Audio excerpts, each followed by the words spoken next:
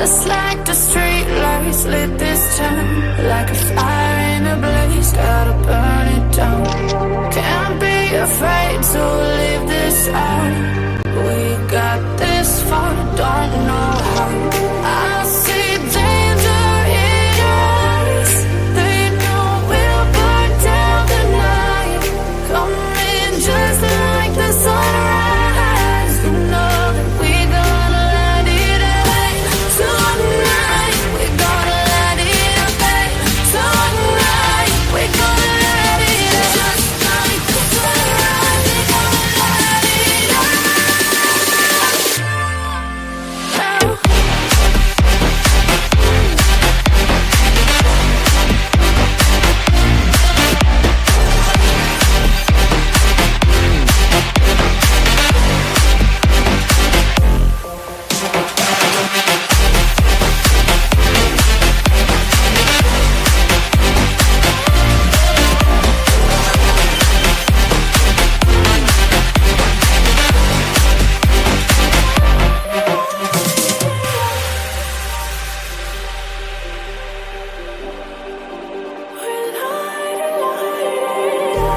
Just like a spark that's breaking out. Can't make a stop, can't turn back now. We know that there's no room for doubt. No, we can't turn back now. I see danger in your eyes. They know we'll burn down the night. Coming just like the sunrise. You know that we gonna let it out. Tonight, we gonna let it out. Tonight, we gonna let it out. Just like the sunrise, we gonna let it out.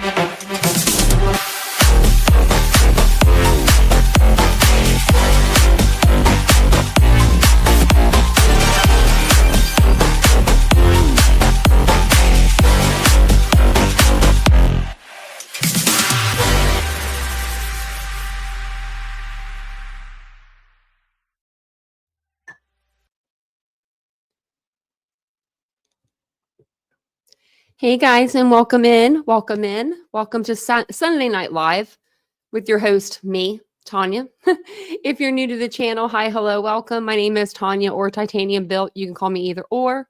And if you're not new to the channel and you're coming back for another round, thank you guys so much for joining me tonight. I do appreciate it. We're going to talk a little Idaho 4, and maybe I might do like a case update on to discuss case as well. So if you guys are interested in that. But welcome in, everyone.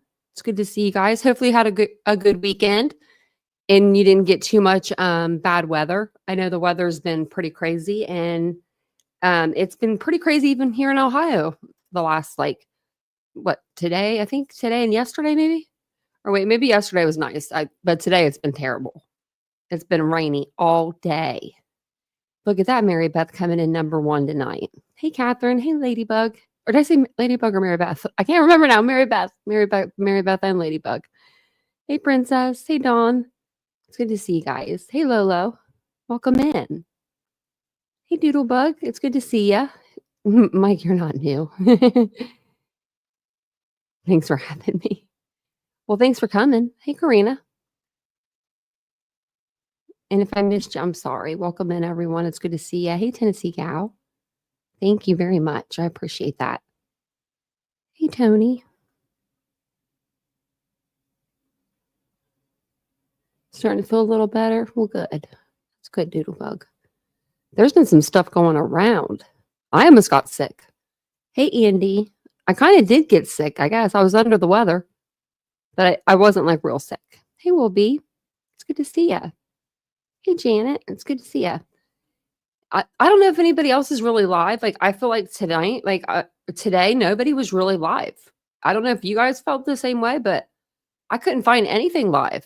I like to listen to lives when I'm like grocery shopping and stuff. And I went to the grocery store and I was in everybody's way, like trying to find something on my phone. I was like, let me get out of the way. Let me get over here. So I got out of the way and then I was still in the way because I was byproduct, of course, people needed to get to the groceries.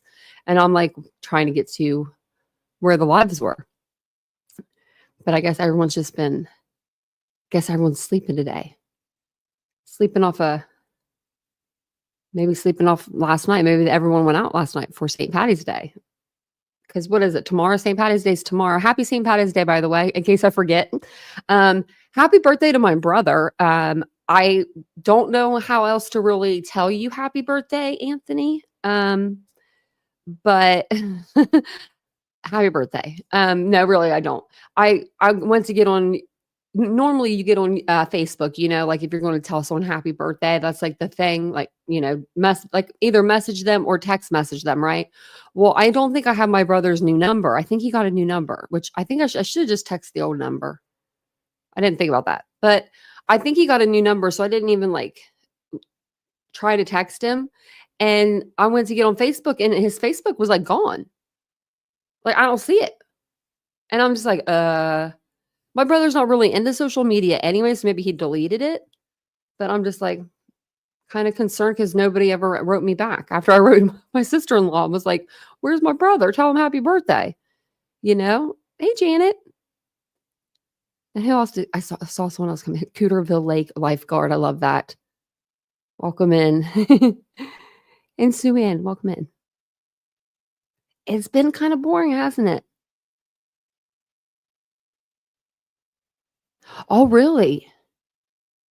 Oh, wow. Does she have anything? Is she doing okay? Like, is she doing all right?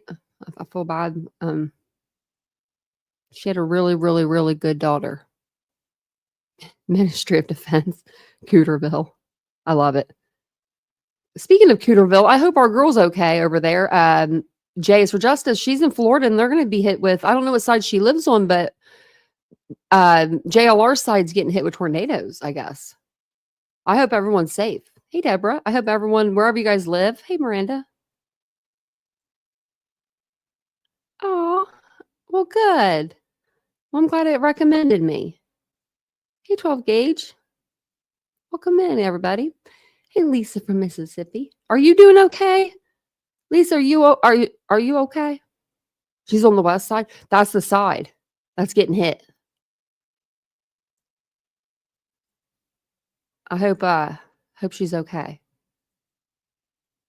I was thinking of her a minute ago, so hopefully she's okay. There's Aries. Hey, Aries. Hey, Lenora. Welcome in, everyone. We're just kind of chilling out, waiting for people to come in. It's going to be a chill live tonight. Chill live. We like those.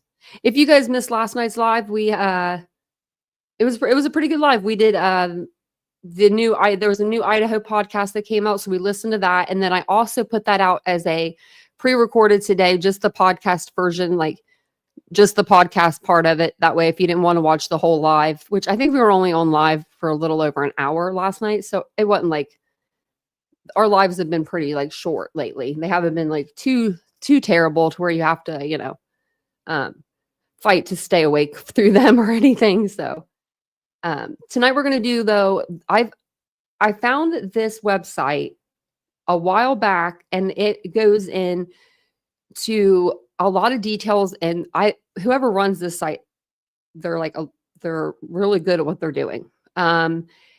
They have, and it's kind of like what I want to do and what Vincent and I have been talking about doing. We've been talking about building a website and putting like the cases I cover on there. So I would want it to look something like this. This person does a really good job. But I was using it for, I believe it was Madalena Kojikari's case.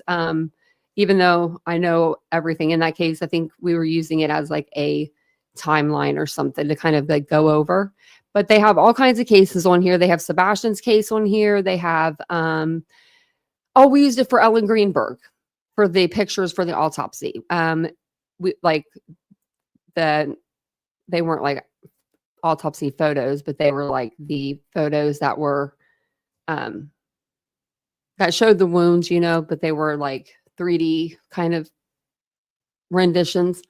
But we used it for that. So I thought we would go through tonight and read through this. It's going to give us the timeline. And they went ahead and they put in there the text messages, when they started, when they finished, and the 911 call. They added everything kind of into the timeline. So I thought that was pretty awesome of them. So now it's all put together into one place. And this website is crime-timelines.com. So if you guys ever want to check it out, or if you know what it is, Yeah, Doodlebug, I really want to. I'm going to start putting a lot of real hard work into this channel. Like, not like I haven't been putting on hard work, but it's going to be like on a whole new level, on a whole new scale, let's say. So we're getting our butts in gear over here.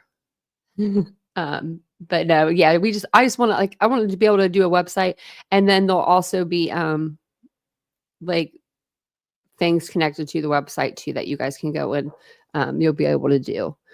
So it says here the Moscow, Idaho murders. And if you're unfamiliar with this case, or you're coming in late to the game, there ain't nothing wrong with that. You're going to learn everything that we probably know, tonight. And I also, don't let me forget, I want to go back over, shoot, what's his name? The neighbor. I cannot think of his name right now. Oh my gosh. But I've been following this case since the beginning. I'm talking about the neighbor guy. I want to go over, he did that interview with Hidden True Crime. I can't think of his name. The chef guy. Enon? Wait, what was his name? Not Hunter, no. Not Jeremy, no, not DNA Jeremy. The guy that they did, Enon. Enon I was saying Enon. I was like, that's not right. Enon, yeah. Enon, is it Harsh? Enon Harsh? Something like that. But yeah, just because of what we know now, I want to go back and listen to it. Yeah, I couldn't think of his name because he hasn't been talked about in a long time. Yeah, Ozzy, Enon Harsh. Yeah, Freya. So you guys are all coming together. I knew you guys would know who it was. Take my DNA neighbor. Yeah, the doodlebug. I'm sorry. You got to kind of laugh at DNA Jeremy. I mean, he either I don't know what I can't go. You can go either way with him. It was either A, he wanted to feel included, or B, he was really upset and he wanted to get himself, out of this mess, because he went down and was like, take my DNA. They were like, calm down, Jeremy. We don't want your DNA, dude. We don't want it. And I believe that. After knowing what we know, I believe that that law enforcement said, we don't want your DNA, Jeremy.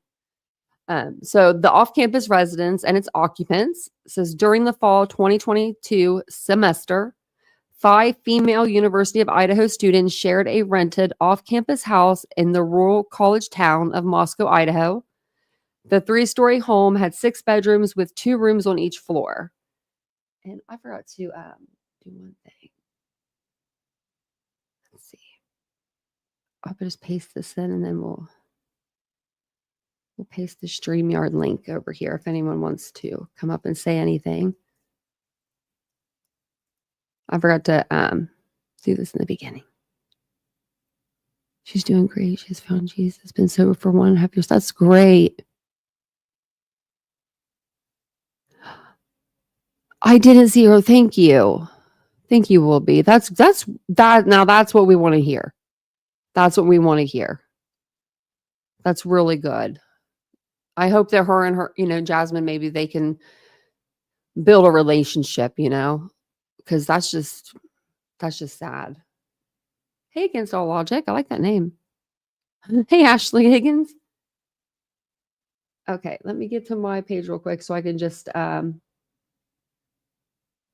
pin this real quick. I don't know why I'm going through the hardest way probably to do this, but that's just how I do it. I don't know. All right. So it says the 3-story home had 6 bedrooms with 2 rooms on each floor. I should have had those pictures out for you. Let's see. I have like the rendition, but like the actual like where we can walk through it.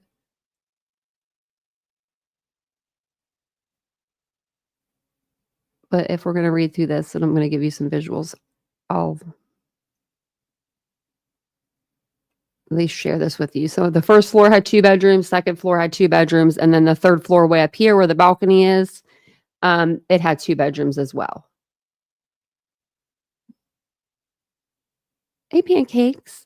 And welcome in, everybody. Hey, Elizabeth. I'm going to be on another page, so if I don't, that's why I pulled this up to the chat so I could see you guys a little better as well. And if you guys don't mind, just take a second, hit the like button. We're getting there. We're getting on to it. I'm like so slow, I feel like tonight. Says the residence was a popular gathering spot for friends and classmates, known for its proximity to campus and social atmosphere. At the time of the tragic events in November 2022, the house was occupied by its 5 female tenants, along with one of their boyfriends who was visiting. There's aerial view of that residence and of the area. So the Moscow, Idaho murders in the early morning hours of November 13th, 2022, 4 University of Idaho students were brutally stabbed to death in a rental home near campus in Moscow, Idaho. The victims were Madison Mogan, 21, a resident, Xana Kernodle, 20, a resident, Kaylee Gonzalez, 21, a former resident visiting for the weekend, Ethan Chapin, 20, Kernodle's boyfriend, staying overnight. The shocking crime and lack of an immediate suspect sparked a massive investigation gripping the small college town and the nation. November 13th, 2022. And if you guys have any questions while I'm reading through this, just throw them out in the chat and we'll answer them for you. The 2 surviving roommates returned home by 1 a.m. on November 13th, 2022. Initially, investigators believed they remained in their ground floor bedrooms throughout the night, unaware of the attacks. However, a probable cause affidavit later revealed that one of the roommates had been sleeping on the second floor, the same level where victims Xana Kernodle and Ethan Chapin were located. According to the affidavit, the roommate was awakened by noises that sounded like Kaylee Gonzalez and her dog. Moments later, she heard what she initially believed to be a roommate saying, "There's someone here." Investigators, however, suggested this voice may have been Kernodle, as a forensic analysis of Kernodle's phone showed activity on TikTok at 4:12 a.m. And I believe that it probably was Xana Kernodle. If investigators are saying that, it might have been Xana because of her phone. Like, they don't want to probably discount Dylan, who she thought she heard, but they're just giving that alternate theory, hey, it could have been actually Xana because she was on her phone scrolling through the TikTok app, because normally, when you're on the TikTok app, I believe, unless you have it programmed, it won't automatically scroll unless you hit a button for that. Thank you, Doodlebug, for gifting the membership. Look at that. Deborah got it. Welcome on in.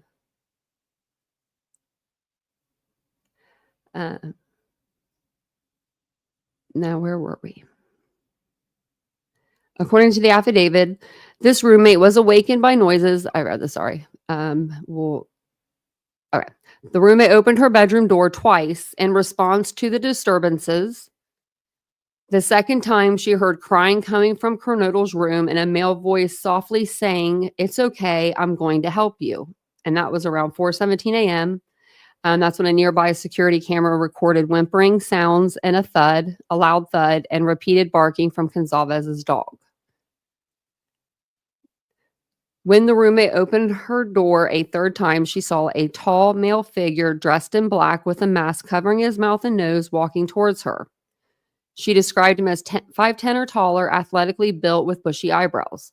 The man walked past her and exited through the sliding glass door at the rear of the house. And we don't know for sure if he exited out of that door, but that's what she said. She said he was heading towards that door. It says the roommate locked herself in her room and did not call 911 at that time. Because I just don't understand why the front door was open in the morning at 8:30 in the morning. If Dylan went down to the first floor in the middle of the night, you would think she would have saw that door open. Like, let's say Xana didn't close it all the way and the wind blew it open, which I don't think that would happen, but let's say that's it. Don't you think, or do you think that she was just too scared and she just went straight to, she passes the door though. You know, you would think you would shut it and maybe even lock it. I probably would have. That probably would have been what I would have done. But I mean, that's just me. Because she does, if you're going to go,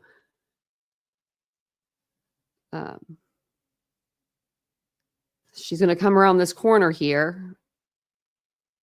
And then she's going to go down these stairs, which for some reason, this isn't letting me like navigate it like it normally does. Something's wrong with the website. But let me try to get us on the bottom floor. I can get us here. So then she's going to come around, like the door is like right here to the left, the front door. And then the stairs are right here. So she's going to come up right beside that door to go to Bethany's room, that front door. And this is the front door. I actually can get out here. I didn't realize. So Bethany's room's back here. Dylan would have came down these stairs. She would have passed the front door right here to go to Bethany's room. Why not stop, shut the door really quick? It takes you 2 seconds, slam that door and lock it, right? Even if you're in shock or I'm not trying to be like saying she did anything wrong, but even if you're in shock or anything like that, I still feel like you would stop and do that. Yeah. But then maybe you never know. You never know. She could have just ran and went straight. She could have just saw that door open and wanted, like, Bethany's door might have been open a little bit for her, you know what I mean? And she might have just wanted to get to Bethany, but still.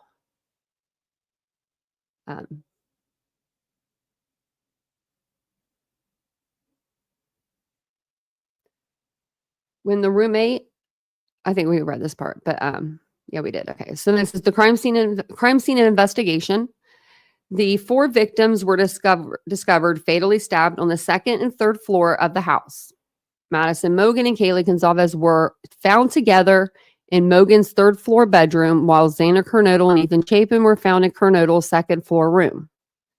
The victims were not restrained or gagged, but blood covered the walls. It was more than 7 hours before a 911 call was made. Before contacting authorities, the surviving roommates reportedly called friends, believing one of the victims was unconscious and unresponsive. At 11:58 a.m., a call was placed from one of the surviving roommates' phones reporting an unconscious person. Police later clarified that the caller was not a suspect. When officers arrived, they found the door opened, but observed no signs of forced entry or burglary. Several friends had also arrived at the scene. The victims were pronounced dead at the scene, with detectives estimating the murders occurred between 4 a.m. and 4:25 a.m. During their investigation, officers discovered Gonzalez's dog alive and unharmed on the third floor. The dog, which she shared with her ex-boyfriend, was taken into custody by animal control. I was going to say something about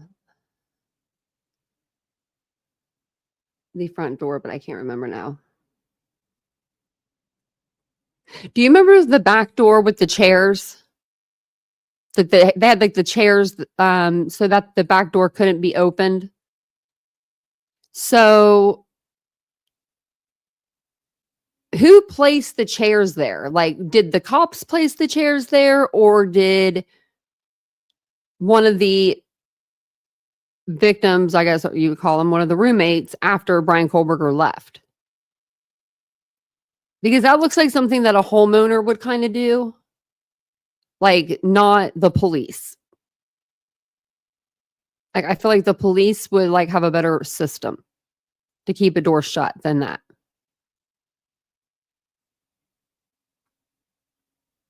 I'm just wondering if Brian Kohlberger went to go out that back door and couldn't because those two chairs were there and he didn't want to mess with them. And then he went and he walked out the front door and left it open. Now, I think the blood on the hand railing, I think that's probably Ethan's or Xana's. And that's probably from Hunter, like looking and checking to see if they're breathing. So, and that's terrifying.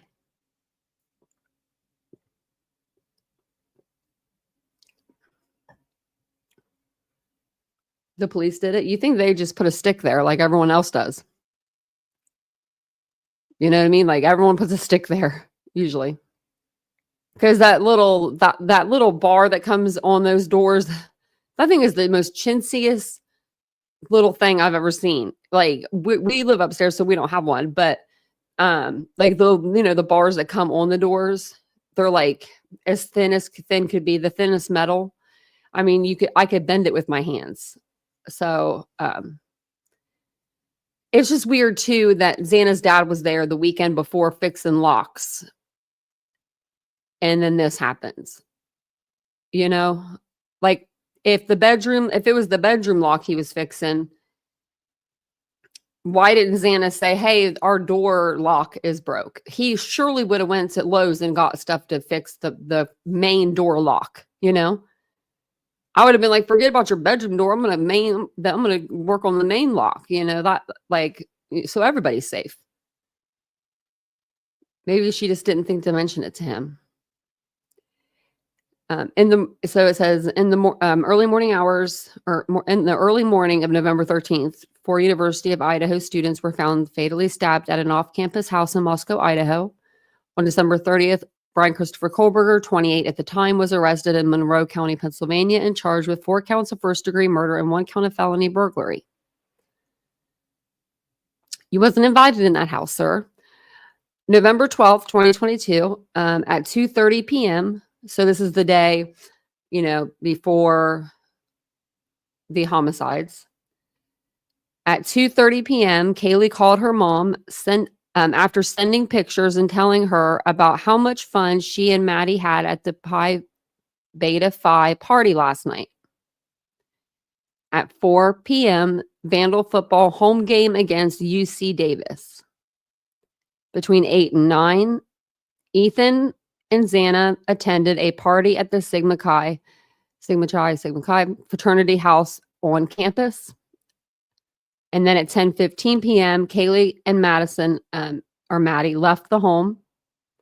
At 10:20, Kaylee and Maddie arrived at the Corner Club, which is a bar in downtown Moscow. On November 13th at 12 a.m., Xana spoke to her father. Xana told him she was home with her boyfriend. So her dad probably felt like, reassured. This is so sad. At 1 a.m., Dylan and Bethany returned home. At 1:30 a.m., Mogan and Gonzalez left the Corner Club. At 1:40 a.m., Mogan and Gonzalez were seen on live Twitch stream at a food truck called The Grub Truck, located 4 blocks south of Friendship Square. They received their food about 10 minutes later and departed, reportedly returning home via a private party ride. And then at 1:45 a.m., so 5 minutes later, Ethan and Xana arrive at the residence on King Road. At 1:49 a.m., the Uber arrived to pick up Kaylee and Maddie from the food truck, the Grub Truck location. At 1:52, Kaylee and Maddie are walking towards their ride. And at 1:56, Kaylee and Maddie arrived home. So at 2:10, 29 seconds, Dylan Mortensen sends a text message to EG, who is the Uber driver, to inquire if he is driving. And that I don't know why she did that. Maybe she wanted to go back out. I don't know. At 2:26 a.m., let me know what you guys think about that. Like why she would ask the Uber the Uber driver, if he was still driving. The only thing I can think of is because you want to go somewhere, right?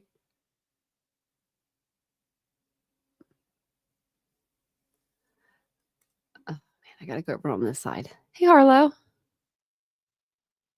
Welcome in, everybody.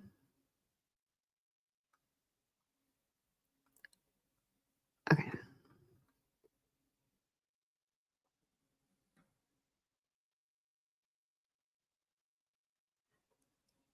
So, at 2:26 a.m., Kaylee's first call to Jack. At 2:44, a white sedan. And so at 2:26, they end up calling Jack, I believe, like 6 times and texting him a few times. A few times from Kaylee's phone, a few times from Maddie's phone. So at 2:44, a white sedan, allegedly BK's vehicle, was captured on Washington State University, WSU, campus surveillance traveling north on Southeast Nevada Street at Northeast Stadium Way in Pullman, Washington. And those are going to be really good cameras.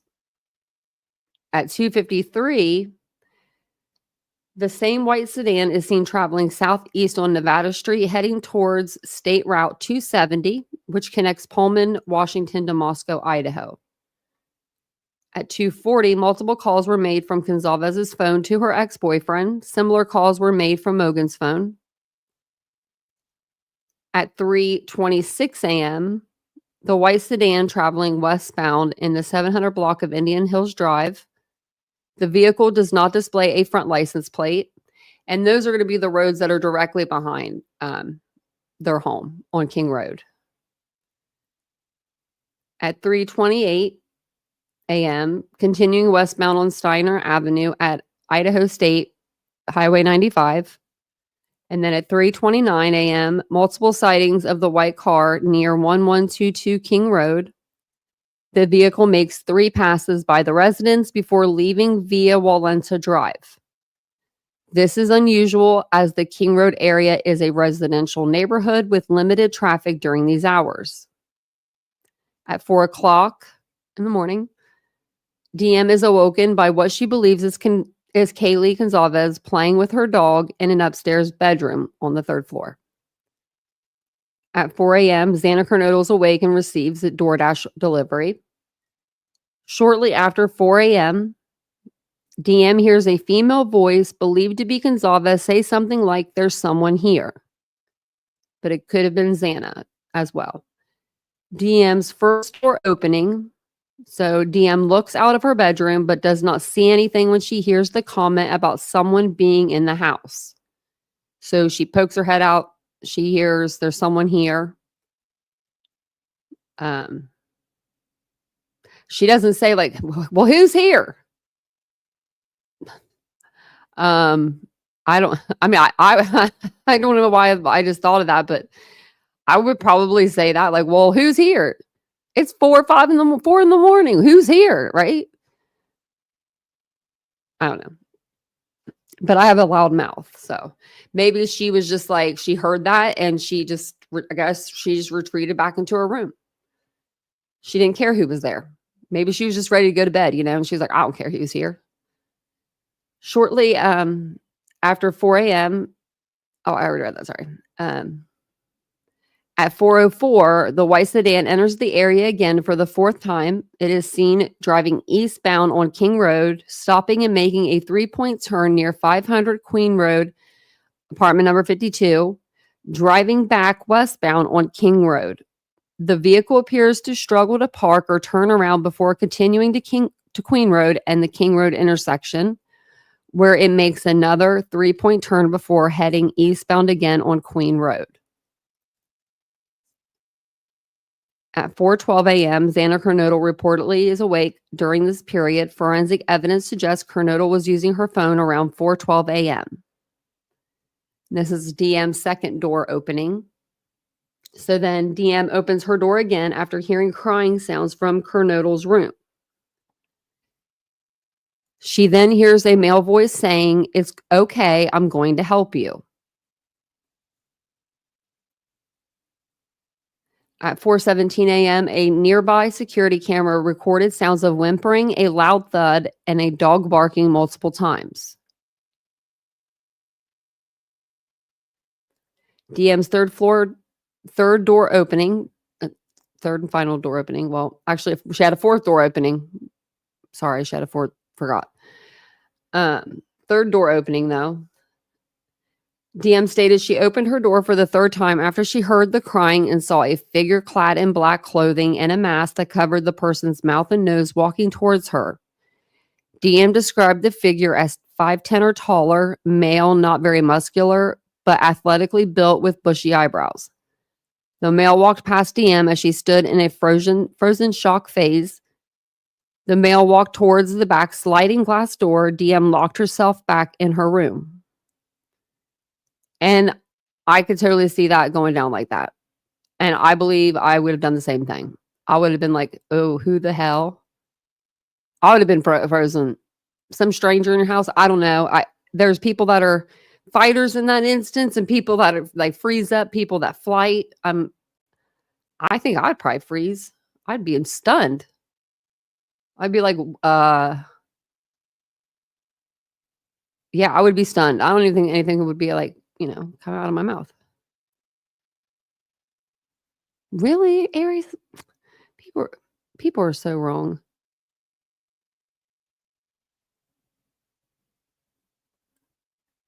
I didn't think any of this stuff would have got out either. Hey, hindsight. Welcome in, everybody. Hey, Sandy. Oh, that's a good idea. I forget what my mom used to use. I think that, like, because we had a back door like that growing up. And I'm thinking we used, it was like I think my mom untwisted a broom handle or something, I want to say. Because it was kind of small, like it fit like right in there. Hey, princess. I didn't say hi to you before. Okay, so we'll get back to this. So then at 4:19 a.m., DM attempts to call BF, which is Bethany, Xana, Kaylee, and Maddie. All calls go unanswered. At 4:20 a.m., the white sedan at a high rating speed is departing the King Road residence area. Suspect vehicle 1 is next observed traveling southbound on Wallensa Drive. And then at 4:21, the last call from DM to roommates, all calls unanswered. And I wonder why Bethany wasn't answering. Maybe she was sleeping. At 4:21, the last call from DM to the roommates. So then it says note 4:21 to 4:22, the missing records from 4:21:51 to 4:22:07 could clarify how Bethany became aware of a stranger in the house as reflected in her text message exchange with DM between 4:22:08 and 4:24:27 a.m.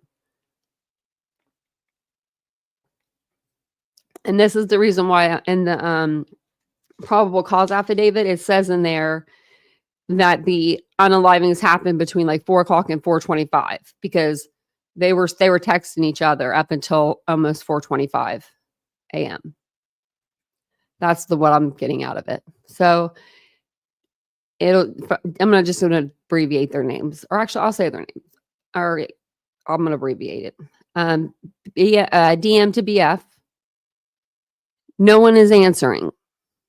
DM to BF, I'm really confused right now. And this is after, they had, Dylan's been calling the roommates. DM to Gonzalez, Kaylee. DM to Gonzalez, what's going on? Bethany to Dylan. Yeah, dude, WTF. Bethany to Dylan. Xana was wearing all black. I think she's thinking out loud there.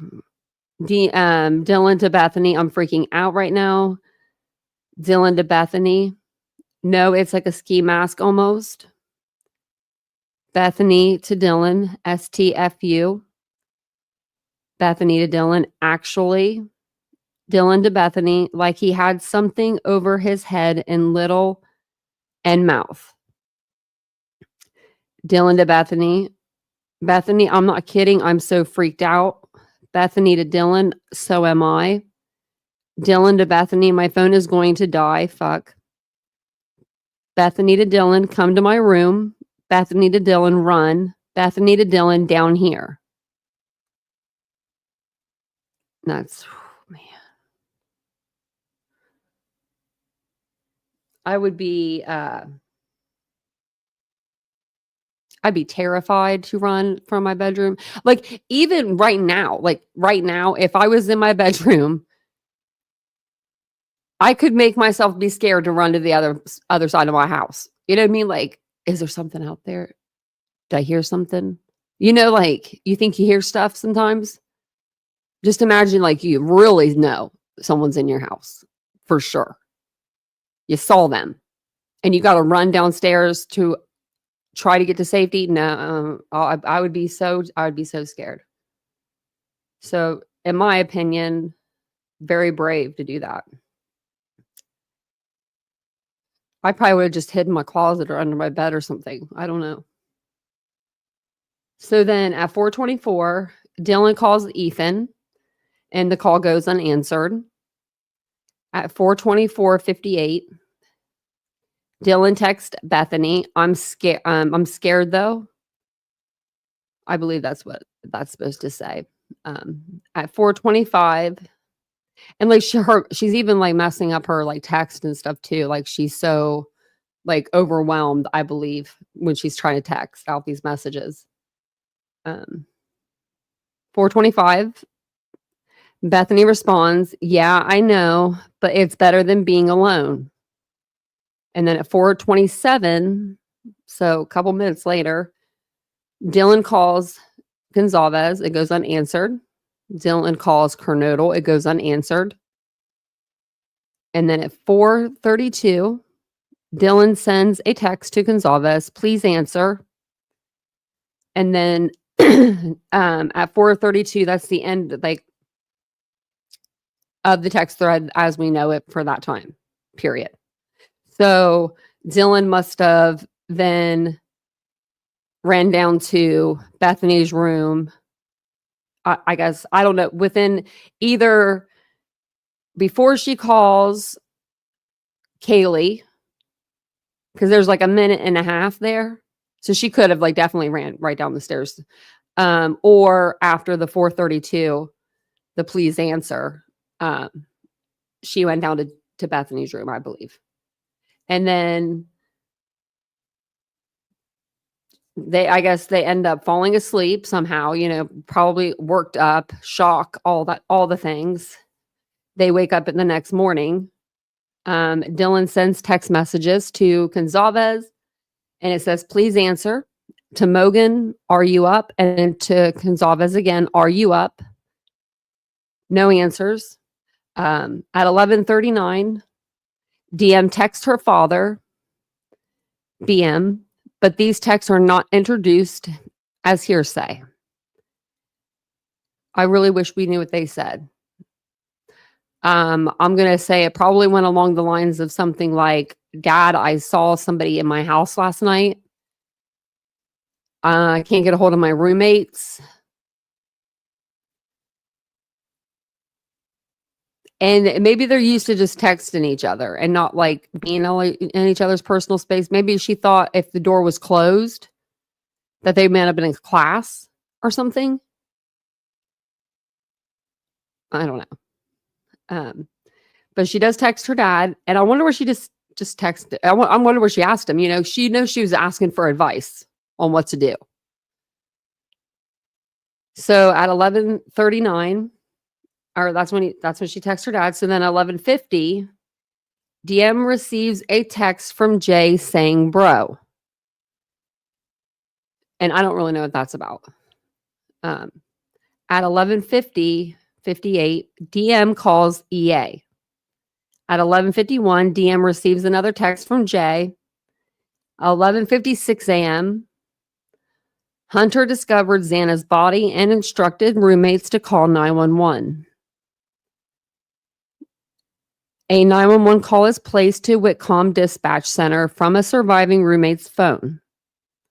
The call is made by a friend who had arrived at the residence after the surviving roommates found the victims. The call reports an unresponsive person, but does not initially specify the nature of the injuries. Police and emergency responders are dispatched. At 11:56 a.m., the 911 call is placed to WIPCOM dispatch center from the surviving roommate's phone.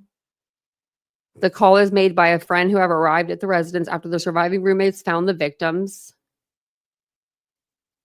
Hunter discovered Xana's body and instructed the roommates to call 911. And it says body discoveries. Hunter Johnson finds Xana Cardone unresponsive. Hunter Johnson instructs Bethany and Dylan, the other roommates, to call 911. Multiple people are on the call, including EA, a friend who was present.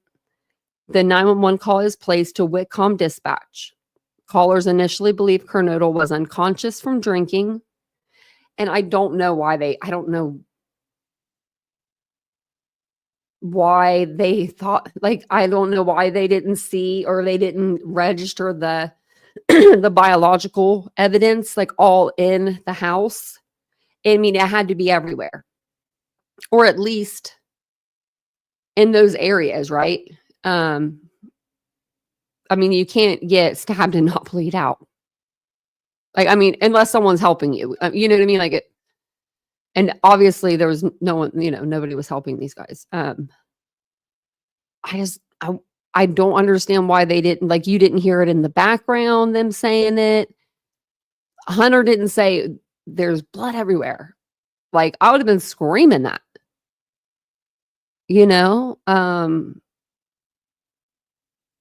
unless there's a way that, your brain just shuts down and it just says, not today, sorry. I mean, that is a possibility, that's a possibility.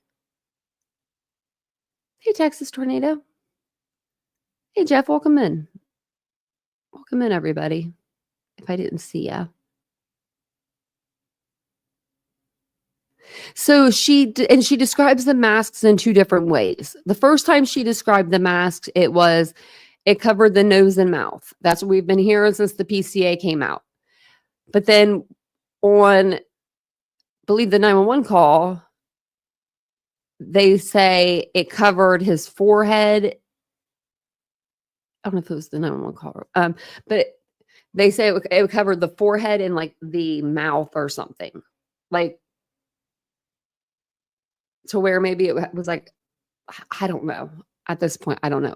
I'm trying to think of what those things are called that people wear, where they come up over your mouth a little bit and your nose, but you can see the eyes, but they come up over the forehead, kind of like a ski mask of sorts, in a way, something like that. So, yeah, it just says callers initially believed Kernodle was unconscious from drinking. One caller mentions that they saw a man in the house the previous night. The dispatcher repeatedly asked for clarity while the phone is passed around. Emergency responders are dispatched. The first officers arrive at 1122 King Road. An officer declares it as a possible homicide. Yeah, balaclava. Is that how you say it? Thank you, California Dreamin'.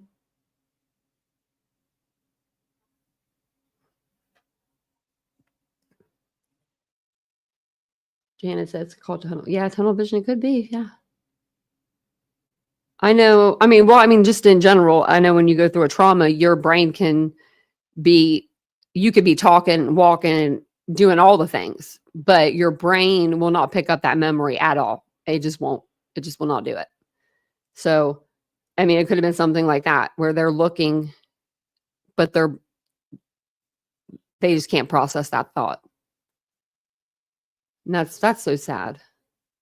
So, they have the detailed 911 call transcript, and I'm going to go through it, and I'm just going to go through it like I'm just talking. I'm not going to go like Q and then A and do all that, because that would be too, I think, too confusing. So if you haven't heard this yet, it's not that long. It's only going to take me about 30 seconds to get through it. So If you've heard this a million times, just buckle up for the next 30 seconds. 911, location of your emergency. Hi, something is happening. Something happened in our house. We don't know what. What is the address of the emergency? 1122. No, don't. What is the rest of the address? Old Kings Road. Okay, and is that a house or an apartment? It is a house. Can you repeat the address to make sure that I have it right? I'll talk to you guys. We live at the right, so we're next to them. I need someone to repeat the address for verification. The address, or it says the address 1122 King Road. And what's the phone number that you're calling from? And they say, what's your phone number? And it's redacted. And it's redacted twice there. I don't know why. Maybe two people gave their number. Okay. And tell me exactly what is going on. One of the roommates is passed out and she was drunk last night and she's not waking up. No, we saw. Okay. Oh, and they saw some man in their house last night. Yeah. Hi. And are you with the patient? Okay. I need someone to keep the phone. Stop passing it around. Can I just tell you what happened pretty much? What is going on currently? Is someone passed out right now? I don't really know, but pretty much at 4 a.m. Okay, I need to know what's going on right now. If someone is passed out, can you find that out? Yeah, I'll come. Come on, we got to go check. But we have to. Is she passed out? She's passed out. What's wrong? Dispatching Moscow Law Ambulance 4, and they're saying she's not waking up. Unconsciousness, 1122 King Road. 70 is en route. So that's how the unconscious person came to be. Because they're telling dispatch on the phone at first, she's not waking up. She's like unconscious from drinking. So it says unconscious to 1122 King Road. 70 is en route. Okay, one moment. I'm getting help started that way. Okay, maybe. And then it's unintelligible. 1122 King Road. All ambulance respond for unconscious. I copy. And it says 58 multiple RPs on the phone. Advice saying the roommate on scene is passed out and not waking up. Believe she got drunk last night. And then it's unintelligible again. Being around. That one I copy. About 20-year-old female unconscious trying to get further. Copy. Yeah, it's Evan. Okay. And how old is she? She's 20. 20, you said? Yes, 20. Here, do you want to talk to him? Okay. Hello. Okay, I need someone to stop passing the phone around because I've talked to 4 different people. Okay, sorry, they just gave me the phone. Is she breathing? Hello? Is she breathing? No. Okay. And then they're en route. Bethany or Dylan, I need you to talk to them, okay? I can't talk to them. I need you to talk to them. Okay, hello. Okay, I have already sent the ambulance and law enforcement. Stay on the line. Okay, if there is a defibrillator available, send someone to get it now and tell me when you have it. Units respond, RPs advising. The patient is not conscious, not breathing. Okay, if there is a defibrillator available, send someone to get it now and tell me when you have it. And it says we don't have one. Unconscious, not breathing. Do you have a defibrillator? Yep. Yes, we have one. But are you talking to the officer? Yes. Okay, I'm going to let you go since he's there to help you. Okay, thank you. Bye. Okay, Moscow 46 out. Copy. 13, I think we have a homicide. Moscow engine 20 is en route. So they're bringing in the fire trucks. 1370, 70, 107, I relate it. Law enforcement officers at 12 p.m. arrive at the scene and discover the crime scene. The 4 victims, Ethan Chapin, Xana Kernodle, Madison Mogan, and Kayla Gonzalez, were pronounced deceased. Officers began securing their residence and conducting initial interviews. The initial police interviews on November 13th, 2022 are as follows. In the morning, the surviving roommate, Dylan Mortensen, spoke with law enforcement at the scene and later at the police department. She described, my eyelid was at Jake's height. She described the intruder's height, build, and clothing, but did not initially mention eyebrows. She expressed confusion about the intruder looking at her but not approaching. That's survivor's guilt. Like, why didn't he come after me? DM stated she was in and out of it and very tired at the time of the incident.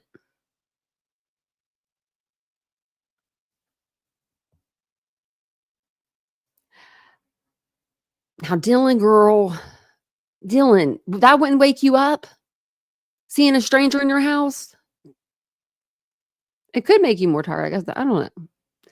At 1:04, DM received a vandal alert message. So that's 1:04 p.m. the following day. I think that's all that's there. These are the text messages. We've already read over those. That's the phone call. And then this goes down to November 15th. So now we're on November 15th. Moscow PD released a statement. We determined early in the investigation that we do not believe there is an ongoing threat to community members. Evidence indicates that this was a targeted attack.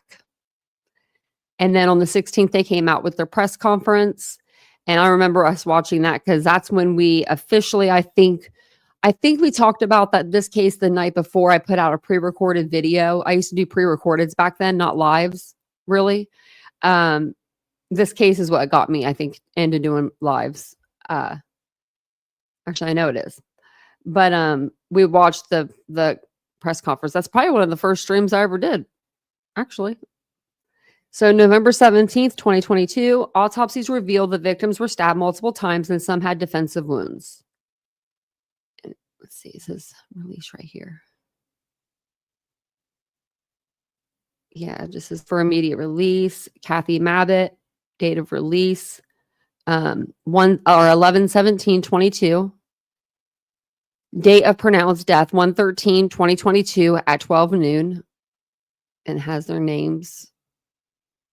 And it says place of pronounced death, 1122 King Road, Moscow, Idaho. Cause of death, homicide, murder. Manner of death, stabbing. The coroner stated that the 4 victims were likely asleep. Some had defensive wounds and each were stabbed multiple times. There was no sign of SA. Follow-up interview conducted by Detective Gooch. DM stated that she was really sleepy and possibly very drunk when she woke up around 4 a.m. She expressed uncertainty about whether what she heard and saw was real or a dream. She first mentioned bushy eyebrows, but could not recall the color or other facial features. Admitted she had lucid dreams of being kidnapped or chased and often fell asleep to true crime podcast. November 18th, 2022, detectives seized the contents of 3 dumpsters on King Road to locate possible evidence. Additionally, but they didn't take that trash in the back at the back door, did they? Nope, they sure didn't. Additionally, detectives have contacted local businesses to determine if a fixed blade knife had been recently purchased. Moscow Police Chief James Fry says the investigation will continue with the people working on this going until we come to a conclusion. Then November 19th, 2022, police say they have no identified suspects and that the victims were likely attacked while they were sleeping.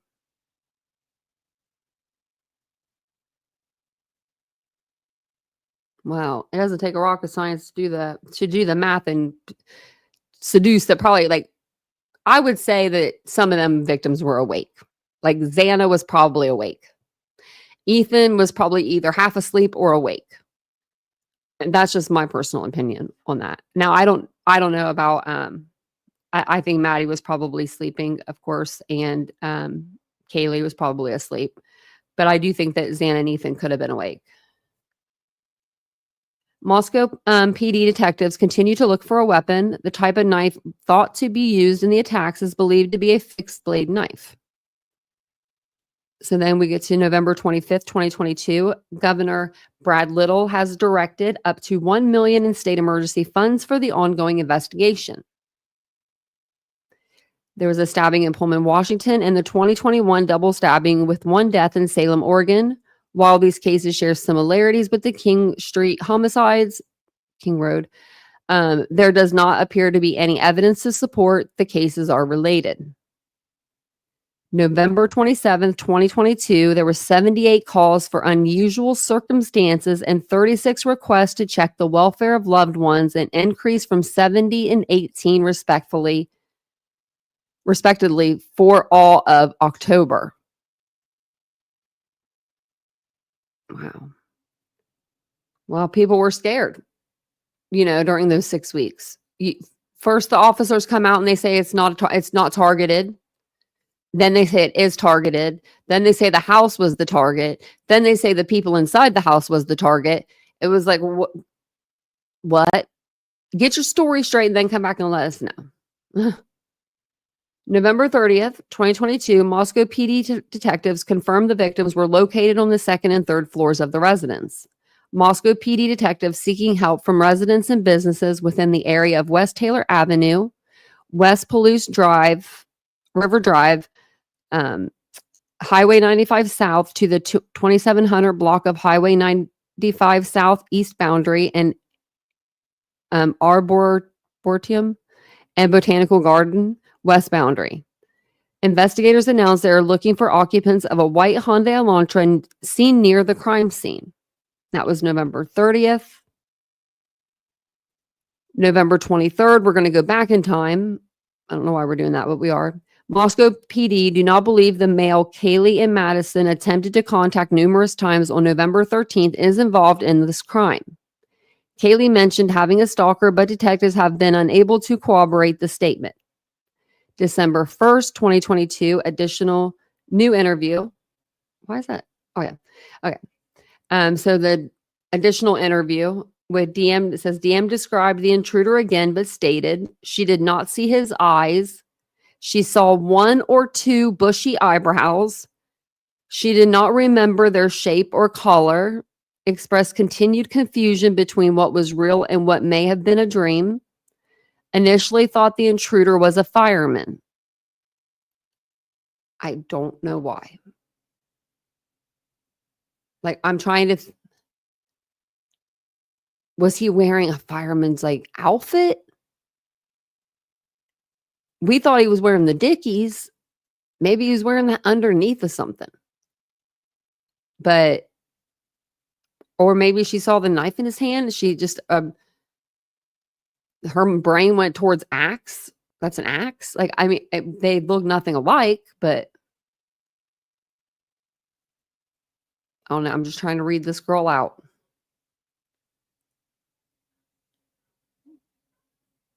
Hey, Wandering Orphan. Hey, Patrick.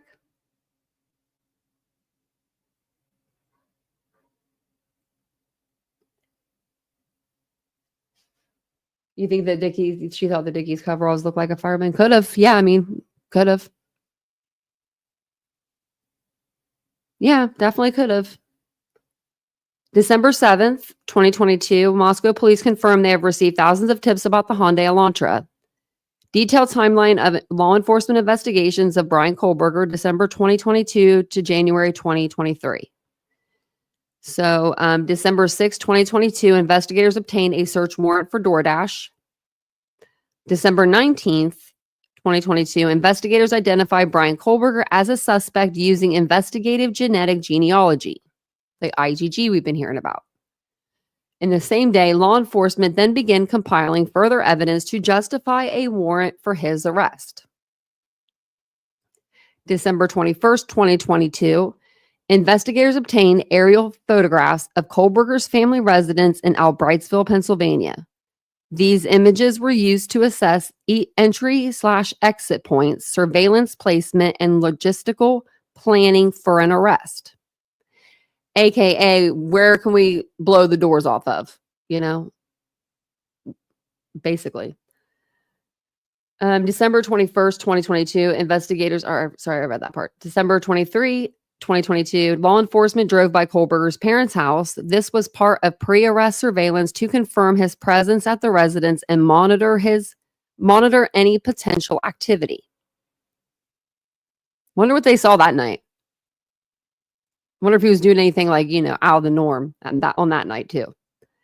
So December 24th, officers began physically following Kohlberger to track his movements. Wonder if he knew. Wonder if Brian knew. Like, had any, you know, inclination. Like, December 25th, 2022, investigators installed surveillance cameras on the property of Kohlberger's parents. These cameras monitor all movements in and out of the house, including Kohlberger's activities and possible destruction of evidence. Wow. They done put some trail cams on there. How did you do that? Just walk up the driveway, just hope they don't see you? Just gonna add this camera here to your house, don't mind me. Man, they must be little. And it was December too, so you know what I mean? Like, people aren't outside that, it's too cold.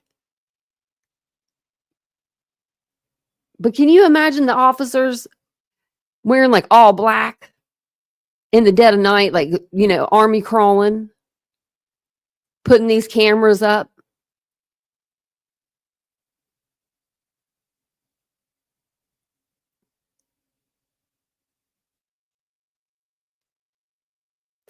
Um, I didn't see,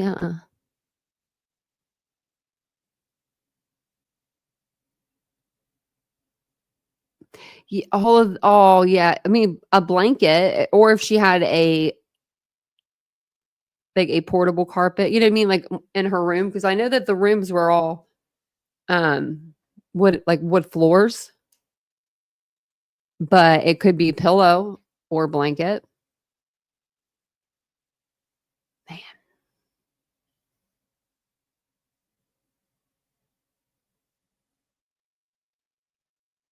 Yeah.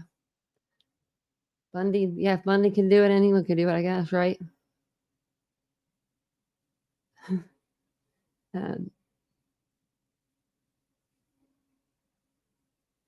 See, Jeff, I was thinking that too about the prank thing, because I know that Steve said something like about it. They pranked each other a lot, and I thought, yeah, they probably did. That would be one hell of a prank. I mean, it was sort of near Halloween, but not that close. More. This is closer to Thanksgiving, but so they installed surveillance cameras. Wow. Okay, December 27th. Law enforcement retrieved trash from the Kohlberger residence. The trash was sent for DNA testing, focusing on items with possible biological material from his father or other family members. The goal was to confirm a familial DNA link between Kohlberger and the DNA found on a knife sheath left at the crime scene. And I'm going to say the goal was actually to get a direct hit, but they got a familial hit. December 28th, DNA analysis confirmed a familial match between Kohlberger's father and the crime scene DNA. Pennsylvania State Police became aware of the objective of arresting Mr. Kohlberger via Moscow Police Corporal Payne. The FBI coordinated with Idaho police and Pennsylvania authorities to plan the apprehension. December 29th, 2022. That search warrant was obtained for Kohlberger's arrest and for searches of his residence, vehicle, and electronic devices. And then arrest warrant statement at 4:44 p.m. A magistrate in Pennsylvania issued a search warrant for 119 Lambsden Drive, Chestnut Hill Township, Monroe County, the home of Brian Kohlberger's parents. At 2:22 p.m., the magistrate in this matter signed an arrest warrant for Mr. Kohlberger in Latah County. The affidavit for the warrant was signed by Moscow Police Department Corporal Payne. 2:43 p.m. Man, they didn't mess around. A criminal complaint and probable cause order were filed in this matter. Law enforcement used DM's prior interview descriptions to support an arrest warrant for Kohlberger. The affidavit described the suspect as 5'10" or taller, male, athletic build, wearing black clothing and a mask, having bushy eyebrows. At 10 p.m., Pennsylvania SWAT began preparations to arrest Mr. Kohlberger. At 11:15 p.m., Pennsylvania law enforcement are surveilling Brian Kohlberger. So then December 30th, 2022, at 1:14 a.m., Pennsylvania SWAT raided Kohlberger's parents' home. I mean, blew the door right off the damn hinges pretty much. Remember the glass? They had duct taped. Oh, can you imagine? Kohlberger made statements to his arresting officers. He was transported to a police station in Stroudsburg, Pennsylvania, and made statements during transport. Kohlberger was processed, during which police collected information about his person. During interrogation before requesting an attorney, Mr. Kohlberger made statements to interrogators from the Idaho State Police and the Moscow Police Department. What? Okay. 4 a.m. On December 30th, 2023, Pennsylvania State Police filed a criminal complaint. Brian Kohlberger is arrested in Pennsylvania, and the Hyundai Elantra is seized. Kohlberger appears in court in Pennsylvania and agrees to be extradited to Idaho.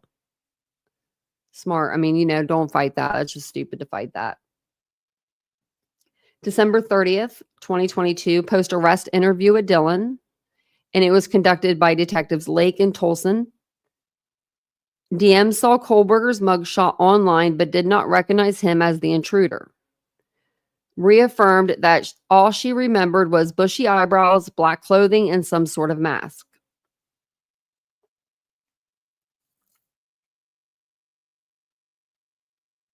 Well, we got to give her that. I mean, because she could have been like, yeah, that's him. I mean, she could have. She didn't, though. She, you know what I mean? She was truthful. She's like, hey, y'all, I saw the mugshot. I don't know if that's him or not, but I'm telling y'all, I just saw a man with a mask and some bushy eyebrows. I mean, what are you going to do? So January 3rd, Kohlberger waived extradition to Pennsylvania, agreeing to be transported back to Idaho to face charges. And that's when he came back over in that little plane, If he's afraid of flying, he was probably really afraid in that little tin can of a plane. January 4th, Kohlberger arrived in Idaho, just like if he was the president. I mean, everyone was there. And is formally charged with 4 counts of first-degree murder and 1 count of felony burglary. January 5th, 2023, Kohlberger made his initial appearance at the Latah County Courthouse, where he was formally charged with 4 counts of first-degree murder and 1 count of burglary. He was ordered to be held without bail. An affidavit of probable cause was released, revealing key evidence against him, including cell phone records, DNA, and video footage of his car near the crime scene. January 12th, 2023, a status conference was held in the Latah County Courthouse to discuss procedural matters related to the case. January 23rd, 2023, through ongoing investigation, the defense and prosecution began preparing for trial. Kohlberger's legal team filed motions challenging the evidence. The state pursued additional forensic testing on digital devices and physical evidence. And then it goes on here to talk about Brian Kohlberger. We'll see what they have to say. We'll talk about that. Just seeing what this was. Okay, this is the same, I think, kind of the same timeline, but we'll go through. We'll see what it says. We won't go through it if it's the same one. So let's talk about Brian. Oh, Brian. Brian, you have changed from this picture, my friend. I mean, you've gotten the glow up, my friend. Like, I think he has. Let me go look him up. I know I have it on my computer. Like, I have an overlay I could probably put up. Okay. So we've got, where is he? Where am I at?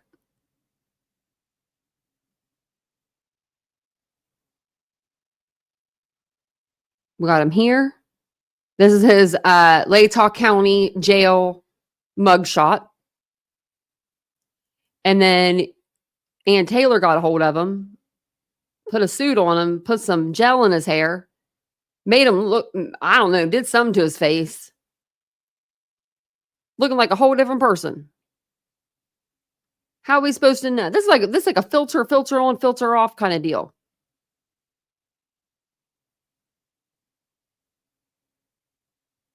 That same person. I mean, they look like it's the same, but. So Brian Christopher Kohlberger was born on November 21st, 1994. 1994. In Albrightsville, Pennsylvania, to Michael and Mary Ann Kohlberger. Raised in Albrightsville, he grew up alongside his 2 older sisters, Amanda and Melissa. Kohlberger attended Pleasant Valley High School, graduating in 2013. He then pursued higher education at Northampton Community College, where he earned an associate degree in psychology in 2018. Continuing his academic journey, he enrolled in DeSales University in Center Valley, Pennsylvania, earning a bachelor's degree in 2020 and a master's degree in criminal justice in 2022. During his time at DeSales, he conducted a research study focused on understanding how emotions and psychological traits influence criminal decision-making. And we went through that, his little survey that he did. In 2013, Kohlberger graduated from Pleasant Valley High School in Broadheadsville, Pennsylvania. He then attended Northampton Community College, earning an associate degree in psychology in 2018. And in 2018, he earned an associate degree in psychology from Northampton Community College in Bethlehem, Pennsylvania. He continued his studies at DeSales University in Center Valley, Pennsylvania, where he obtained a bachelor's degree in 2020 and a master's degree in criminal justice in 2022. Now, I'm going to say you're doing pretty dang good, especially if you got the autism, the ASD. If you have ASD, you must be very structured to be able to get so far, because you have to be structured when you have autism. You have to have structure. I mean, his studies eventually led him to Washington State University, where he began pursuing a PhD in criminology in 2022. Kohlberger moved to Washington State to pursue a PhD at Washington State University in Pullman campus, which is less than 8 miles west of Moscow in Idaho. August 2022, Kohlberger began pursuing a PhD in criminology at Washington State University in Pullman, Washington. He also served as a teaching assistant in the Department of Criminal Justice and Criminology. December 2022, Kohlberger was arrested and charged in connection with the murders of 4 University of Idaho students in Moscow, Idaho. His trial is set to begin in August 2025, with prosecutors seeking the death penalty if convicted. And that's what they're going to do. Oh, this is the same, I think. I don't know why they put this one here twice. Oh, they did. Okay, some of this is different. Okay, so this is different. Like, key evidence against Kohlberger. The surveillance footage captured a white Hyundai Elantra in Moscow around the time of the murders. Phone records showed Kohlberger's phone was turned off during the crime, but had been near the King Road house 12 times before. DNA evidence found on the knife sheath at the crime scene later linked to Kohlberger's father through familial DNA. Eyewitness testimony. Surviving roommate DM saw a man in black clothing and a mask with bushy eyebrows inside the house. Well, we're going to need a little more than that. The traffic stops. Kohlberger and his father were stopped twice in Indiana, where he appeared nervous. That doesn't make a damn bit of difference. Everyone's nervous in a traffic stop. I'll even take up with Kohlberger on that one. Legal proceedings and trial updates. So these are like the main key dates. So January 3rd, 2023, Kohlberger waived extradition and was transferred to Idaho. January 5th, and we watched that. We had a time. So then Idaho authorities unseal the affidavit, and that details evidence leading to Kohlberger's arrest. May 17th, 2023, a grand jury indicted Kohlberger, allowing the case to skip a preliminary hearing. June 26, 2023, prosecutors announced that they would seek the death penalty. August 11th, 2025, trial is set to begin in Boise, Idaho. And I heard it's like 3-month trial. So buckle it up, buddies. Get your seatbelts on. We're going to be cruising through Idaho, for the Kohlberger trial. February 24th, 2025, Kohlberger's defense files a motion to exclude DM's identification of bushy eyebrows. The motion argues that DM's account is unreliable due to her tiredness, intoxication, and history of lucid dreams. Her description evolved over time, making it inconsistent and vague. She could not recognize Kohlberger from his mugshot. There is no clear link between Kohlberger and the bushy eyebrows description. Maybe not anymore. It's just like important dates too.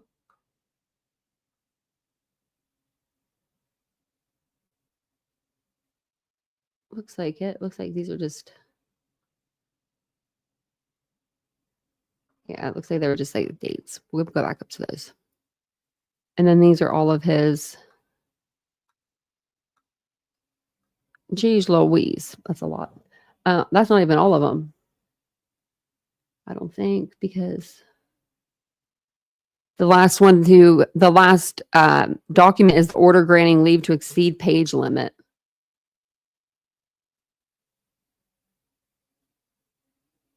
Oh yeah, this is 224. So yeah, they're a little behind on those, but that's okay because I got those. And then it says the state evidence against Brian Kohlberger. And then this just tells the surveillance footage. 1320 Linda Lane surveillance footage from November 13th. 1330 Linda Lane surveillance footage from November 13th.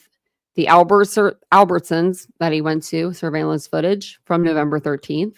The bagel shop surveillance footage from November 13th. Cafe Arista surveillance footage from the same day. Corner Club surveillance footage from November 12th through the 13th. Costco surveillance footage from November 13th. Financial and transaction records, Amazon financial and user records for Brian Kohlberger. I can't wait to see what was in those. AT&T phone records for Brian Kohlberger, Madison Mogen, and Zana Kernodle. Bank of America records for Bethany and Zana Kernodle. Banner bank records for Ethan Chapin. Corner Club transaction receipts from November 13th. Dick's Sporting Goods sale record for Brian Kohlberger.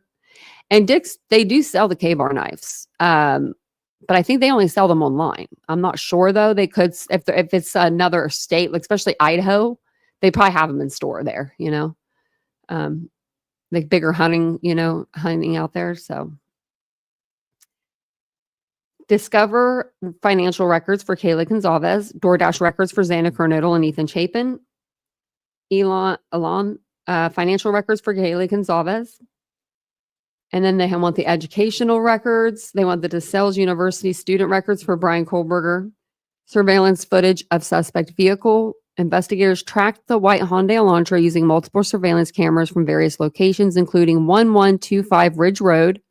That's the one that is blurred out, which played a key role in linking the suspect's vehicle to the crime. November 13th, 2022, early morning hours before the crime.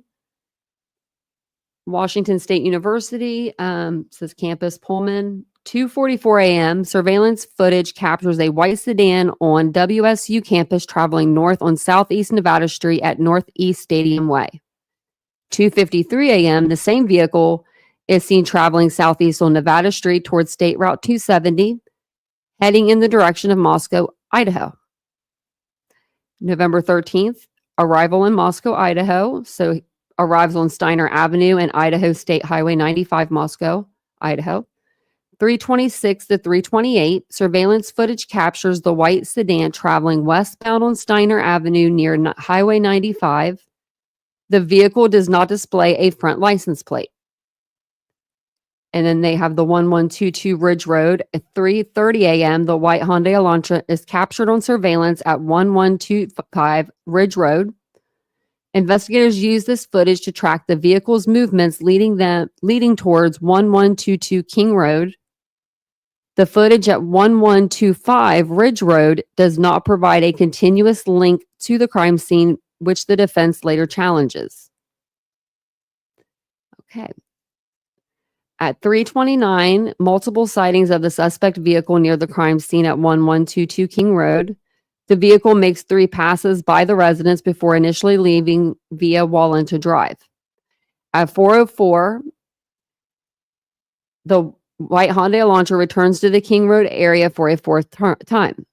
The car stops, attempts to park or turn around near 500 Queen Road, apartment 52, and then drives away. The vehicle is seen making a 3-point turn in the intersection of Queen Road and King Road, then drives eastbound on Queen Road. At 4:20 a.m., the vehicle is seen leaving the King Road area at a high rate of speed. So this is going to be the departure from the crime scene. He took Paluche Road Drive to Conestoga Drive. At 4:21, the vehicle is seen heading southbound on Wallenta Drive. Investigators believe the car exited the neighborhood via Palouse River Drive, leading towards Pullman, Washington. And then 5:25 a.m., the white Hyundai Elantra is recorded on 5 surveillance cameras in Pullman, Washington. The first camera captures it at 1300 Johnson Road, Pullman, Washington. It is seen traveling northbound on Johnson Road, which connects to West Palouse River Drive, leading back to Moscow, Idaho. At 5:27 a.m., the vehicle was recorded at multiple WSU campus locations. Northbound on Stadium Way at Nevada Street, Stadium Way at Grimes Way, Stadium Drive at Wilson Road, and Stadium Way at Cougar Way. Wow. And then it just says notes. 1125 Ridge Road footage, 3:30 a.m. was a key surveillance point linking the vehicle route towards the crime scene. The white Hyundai Elantra made multiple passes near 1122 King Road before and after the crime. The 4:20 a.m. high-speed departure aligned with the estimated time of the murders. Investigators tracked the vehicle back to Pullman, Washington by 5:27 a.m., supporting the theory that the suspect returned to Washington State University campus after the crime. And this just must be more documents. I mean, it is. I don't know if it has all of them, though. But this is all the documents that we've read. We've read every single one of these. So actually more, because this only goes to here in transcript. So yeah, but they skipped some. So yeah, they don't have them all here. But that was all of that. Mountain Mom, I agree. I agree with that.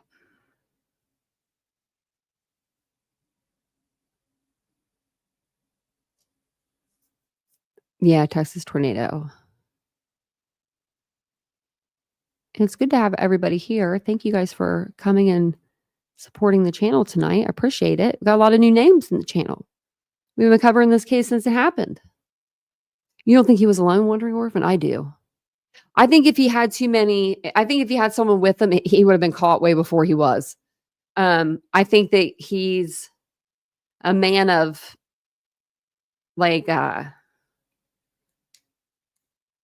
things have to be a certain way. I'm the same way. I'm not saying nothing bad about that, but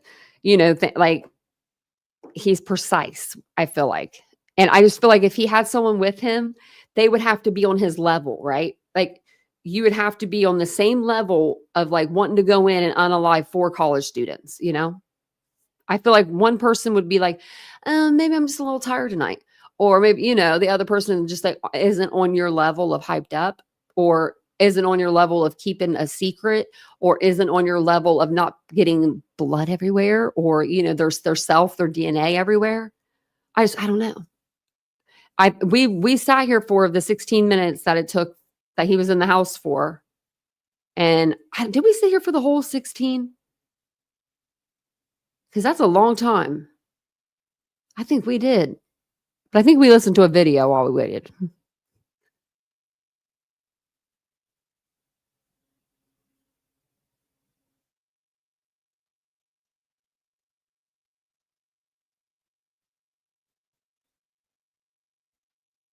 I'm just reading the chat.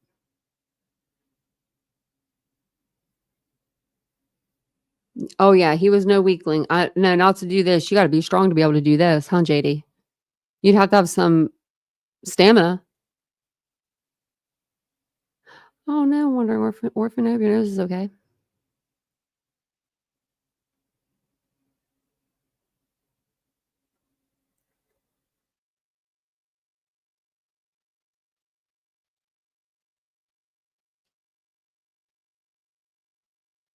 We got that citation. It was a crosswalk by Winco Foods. I don't know.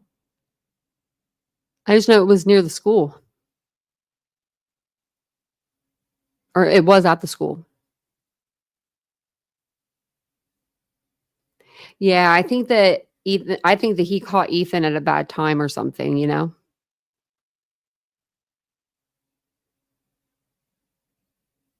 thanks everybody for being here. If you guys don't mind, subscribe to the channel if you like the content. We'd love to have you here. We're trying to get to our next number in the spot, just trying to go up in the world, just trying to go up and glow up. Just kind of like Brian Kohlberger did, I mean, he really did have a glow up.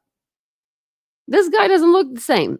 His eyebrows are a little prominent. Now, I'm gonna say, I think it's like his bone structure or something, or maybe it is his eyebrows. I don't know. But I'm dating a guy that has bushy eyebrows, so I can't say anything. I showed you his picture. He's got bushy eyebrows. But I mean, I'm St. Vincent. But Brian Kohlberger, I mean, he went in looking like this guy, right?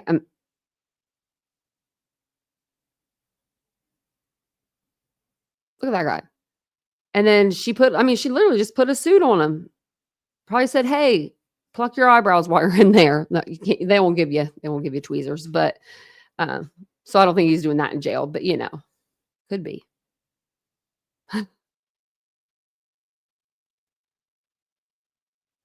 Is that what it is? California Dreaming, the orbital bones? Yeah, he does. I don't have those.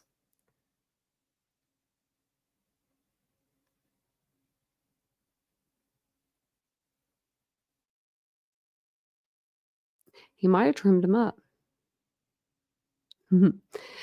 Any questions that you guys have for me that I can answer for you? Whoever cuts his hair can trim his eyebrows. They could. If I wonder if they're allowed. You know what I mean? To alter him any like that. I don't know. Because I mean, like, who would do that? Who would they get to do that? Someone in the jail, I'm sure. But do they have a jail barber? Like at the jail? Or is it because I feel like that's just like prison, but maybe. I mean, someone's going to have to cut his hair. I mean, he has to have a haircut. He had to have known the floor plan. Yeah. So, I think that he looked it up on like Zillow, or there's a place that was called College Pads that had it. That's where I found it the first time. And I think that, yeah.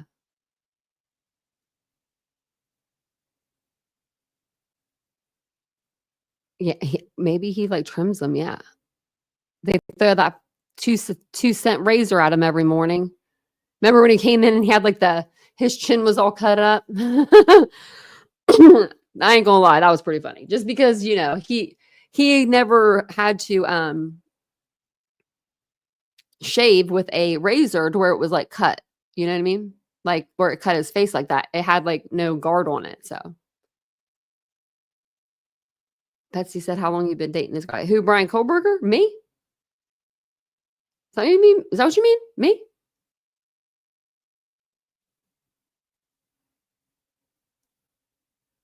Because if you're talking to me, I guess it's been, well, not even 1 minute. Yeah. Cooterville, yeah. Oh, Lifetime will make this a movie, yeah. They will, if they haven't already. I know James Patterson's writing a book. We already read the book from, I can't think of his name. My brain is not working tonight, guys. The night this guy, what's it called? Howard Bloom. Howard Bloom, that guy.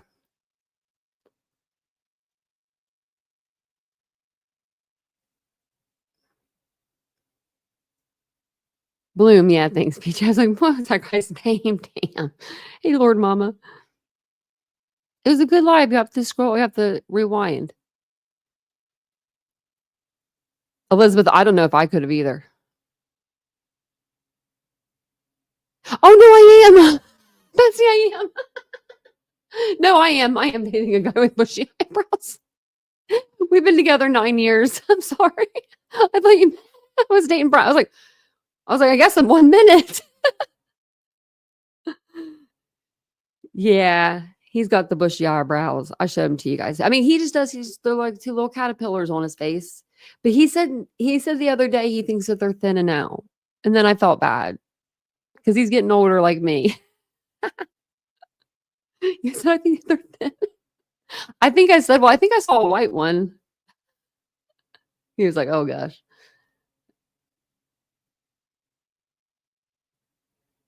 I like that name, Betsy. I dated it. My first boyfriend, his little sister's name was Betsy. And I loved her. Caterpillars, that's what I call them. They look like two little caterpillars just right there. I used to like beg him to let me like just brush them almost like and cut them, like just can I cut them a little? And now he's getting older. They'll come out. They'll fall out at this point. I'll just wait. I'll just wait. I feel like there was someone that did something on this case. I know that there's an Idaho podcast. We've been listening to that, and I did post that the earlier today. I posted the newest podcast. We've done the Idaho Killings podcast, the Idaho Massacre podcast.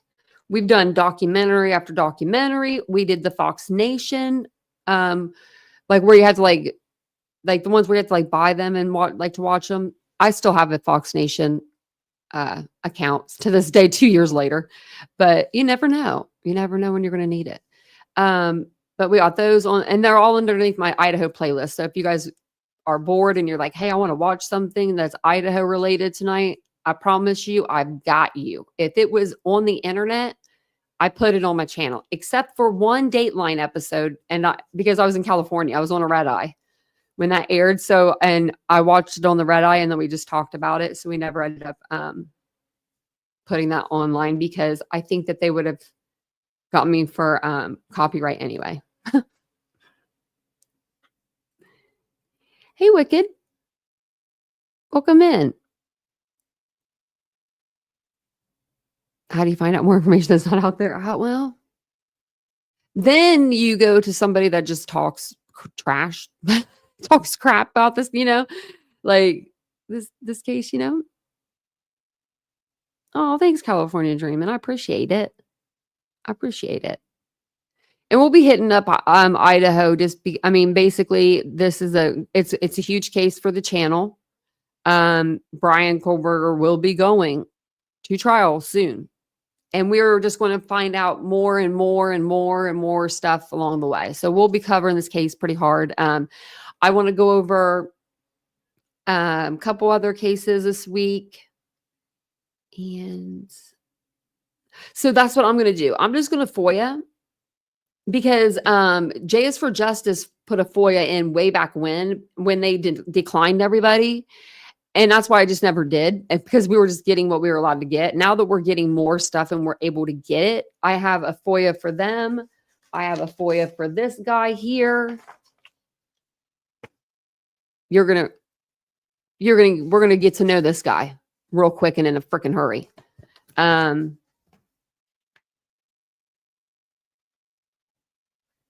Let's just say, if I had to say, he killed my cousin. So we're going to go over that. So we're going to go over that case. But I've got the FOIA right here for that. I'm sending that out to Pennsylvania tomorrow. I've got so much going on, you don't even know. Joe Exotic, what? Is he back? I'd be laughing if he was.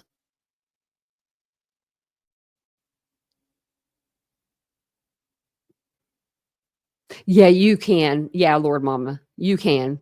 I was over, I went to the live tab earlier and I went over to, I saw Harsh Reality was live and I have not watched him in years, over a year probably. And I like clicked on it or whatever. I was listening to it and he was going, if someone could tell me why Brian Kohlberger is innocent, then please tell me. And I'm like, is that all he says? Like same thing over and over? But I don't know. Hey, true crime and other stuff. Hey, Silver Fox. Oh, I'm about to. Oh, I thought I was going to sneeze. I think I am. Oh, thanks, Wandering Orphan. I appreciate it. I try real hard. I really do. I try to have all the correct facts because I don't like not knowing. That's like something like that like terrifies me almost, like someone asking a question that I absolutely do not know the answer to, and it being a case that I cover like extensively. Do you know what I mean? Like, I don't know. I just like getting embarrassed, like not knowing. Even if it's a case I don't cover extensively, I make sure that we like I read up on everything before the lives that I can get my little hands on. Right, Karina? Snuggle on electric fence. Yeah, he used to be a little bit different, but he's a little cray-cray. I actually did a video with, like, debunking everything he said one day, because someone asked me to do that again, and I was like, "Well, I've done that before, but I could do it again."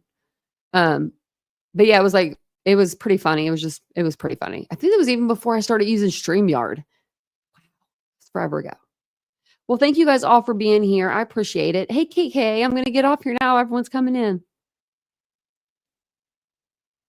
Oh, is he doing Liam Payne stuff? See, I wanted to do Liam Payne, but then I didn't, and then it was like got too far, and I will. Wandering Orphan, that's funny. Well, have a good night, everybody. And don't forget to rewind. This was a really good live. And I think I'm going to keep the flowers back here white. We were going to cut down the blue, but we're going to keep them back here. You just can't even see them right now because they're by the light. I need to move them a little bit, but we got some blue. But since like you almost got a whole tree now, I'm like, I know, right? Because they were really tall. They were like covering my sign. So, but that's okay. And we actually have every single thing. Okay. So like I told you, everything was done for the studio. It wasn't. We were waiting to do one thing. We had to raise the curtains up because they were so long. Plus, the higher you hang your curtains is supposed to be elegant. I don't know. I'm just here for the YouTube videos, you know? And I steamed the curtains today, and steaming curtains is not cool. It's not fun. Okay, true crime. That'd be fun. Yeah.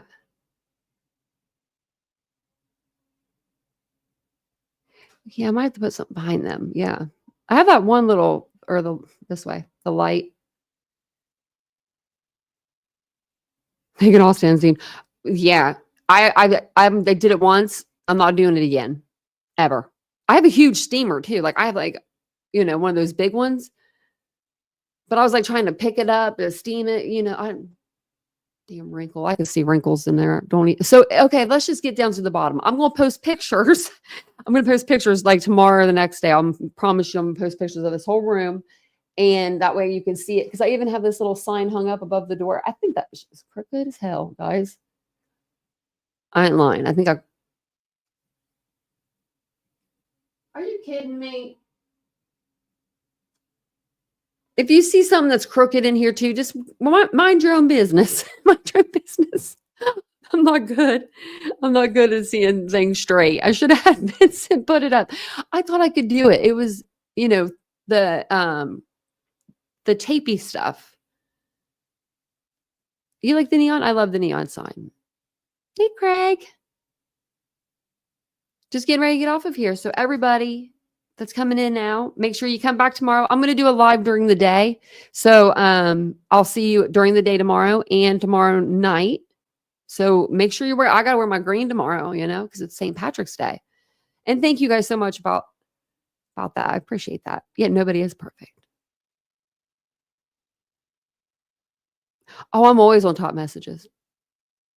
Yeah. When is her court date? I can't wait.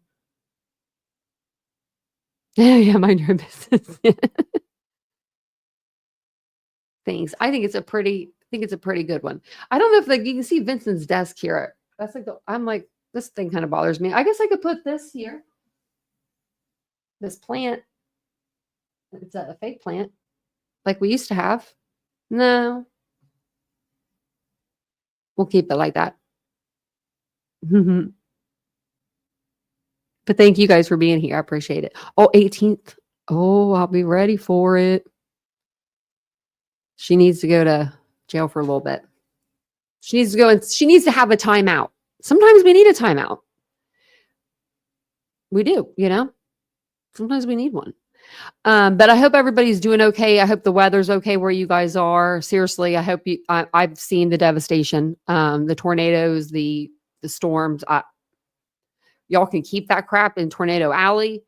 I do not like that stuff. I do not like high winds. I don't like high winds. I don't like anything like it. I don't like any kind of bad weather. So hopefully everybody stays safe. And if you have to evacuate, make sure that you do evacuate. Your home and your property is not worth your life. So Have a great Monday tomorrow if I don't see you. And I will see you guys in the next live, on the next live. Bye, guys.